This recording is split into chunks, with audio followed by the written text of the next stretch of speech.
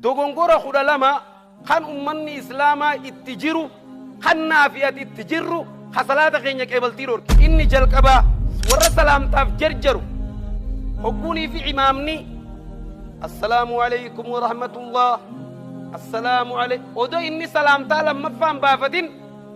warra raka'aan tokko dabre imaamatti hidhatee warra raka'aan lama dabre imaamatti hidhatee odo inni salaamtaa lammaffaa imaamni baafatin warra samitti ol ka'u salaanni isaan qeebalamu ittiin jirru naafetti yaa warra kophaa saffii keessa dhaabbatu salaanni keenya qeebalamu warra irraa eegale nama namatti ni dhannee hirpha namatti maxxansinee salfii keessa kophaa jechu salaanni isaa samii addunyaa tan ol hin dabru faatiyaa gabaabsu inni kaan faatiyaa tan irra deddeebuu akka kabiirota keenya kagarii tokko nagarree oofu bareeso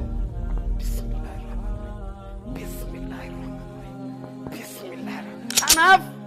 faatiyaan aguma irra deddeebuun salaata kee akka samii addunyaa tan ol hin dabarre godhe salaata keessatti jalfa jalaatiin nama millachuu milluu baay'isuu